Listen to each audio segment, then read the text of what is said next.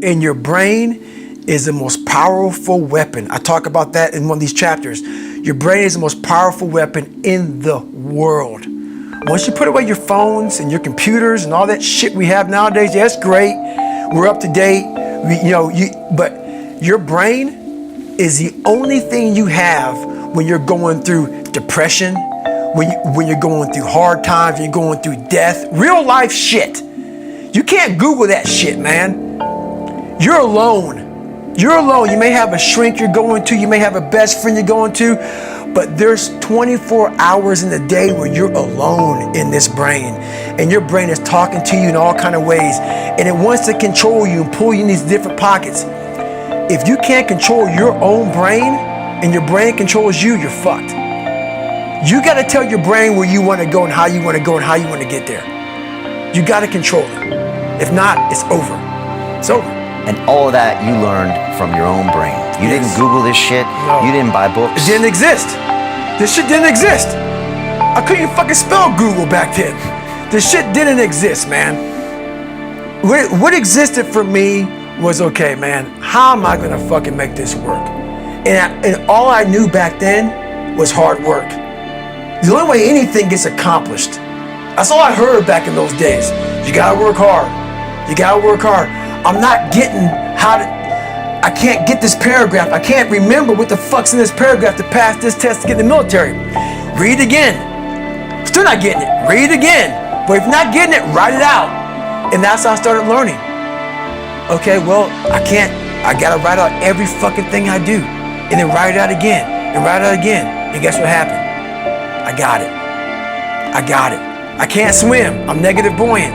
Go back again. I can't swim. Go back again. Go back again. Go back again. I got it. I realized if I keep going back and going back and going back until the shit just becomes, your mind will say, fuck, okay, we're gonna figure it out.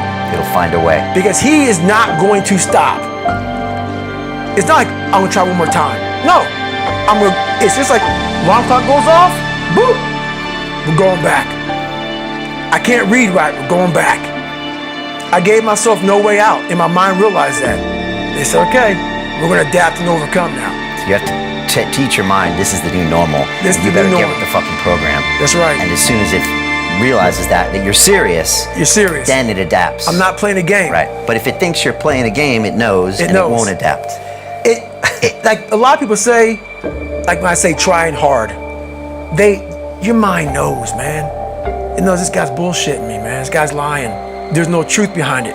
When I was in Navy SEAL training, people go, how were you there for 18 months? The program was only 6 months long. You were in 3 hell weeks in 1 year. No one's ever done that. How did you do that? I talk about the new norm. When I lived in a $7 a month place when I was growing up for a short period of time, I loved it. I didn't know any different. That was my norm. Once we moved out of that place, we moved to a $236 a month place. I was like, shit, I never want to go back to that little piece of shit. But if you go back to that $7 a month place and you realize this is where I live, this is all I got, your mind says, roger that, this is home. So when I was going through Navy SEAL training for 18 months and going back through all the hard parts over and over again, I told myself after the first time, I knew it was gonna be a long journey there. My body was breaking down. It was just how it was going on. I said, you know what? This is my new norm. So my mind said, it's like going to work. Like you go to work, you put your suit and tie on. I go into suffering every day. Every day, suffering, being broken, duct taping my feet up, stress fractures, shin splints, being broken. This is my new norm. And your mind says, if we're not broken, this ain't normal. We gotta be broken. So then your mind starts to get tougher and tougher and more callous. People go, how did you run on broken feet? Broken shins. My mind knew this is how we operate. We're in Navy SEAL training. This is what we are. I became hell.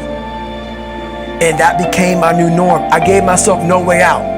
There was nothing outside these walls of hell. Nothing. I love God, but for a short period of time, I became the devil because that was hell. I became the boss, the owner, the CEO of Navy SEAL training. That was my mindset. And that's how you get through things. You put yourself, you immerse yourself wherever it is, and you become that. You become that and give yourself no way out. I was just in the gym putting in the work at 6 years old, rolling around on the mats. And finally, when I could touch weights at 13, that's what I was doing. But the weight part for me and the gym part has to be the anchor. Look, at the end of the day, like again, it's the kind of stuff that I talked about at top is I have to hold on to my dad in his pickup truck came down 4 o'clock in the morning, picked me up in Miami from Tampa. We lived in a little shitty apartment in Tampa. He drove down in his little pickup truck to Miami to get me when I was cut from the CFL. I was driving up I-75. I don't know if you guys are from Florida. Any of you guys, if you know, I-75 is like, especially down in Florida, Alligator Alley. I'll never forget it. It's 4 o'clock in the morning. And I thought, well, fuck. I leave home like you guys left home. I'm ready to tackle the world, to get after it, achieve my dreams and goals. Fucking crushed by 22, 23 years old. Now I got to move back in with my mom and dad. I played on great teams, though. Wait a second. This is not supposed to be my future. I'm supposed to be in the NFL right now. I'm supposed to be making a lot of coin and buying my parents shit, buying me shit, taking care of my wife, but it never happened. So I pulled out my wallet. I thought, well, let me see how much money I have. I opened it up. I had a 5, a 1, and change. I'm not fucking around. Well, at least I rounded up to $7. But I thought, God, ain't this a bitch? I got $7 in my pocket. Where the fuck do I go now? What do I do? I can't go back to CFL because the point comes where you hear that voice, big run's over. Like, you're done, right? So I heard that voice. So as Coach was saying, man, I hold on to that shit. I'm telling you, I keep my back is up against this motherfucker. We laugh, we joke, we have a good time. Press is always fun to do. Sometimes you got to make it fun. That's another thing. You got to do your best to make press fun if you can. But my back is still up against this motherfucker. I do not forget it. So Coach was saying, like, you're going to go through challenging times as a team. You guys are on the come up. You're on the rise. What this also helps me do, and again, it works for me, is at some point, you got to be fucking tired of not being number one.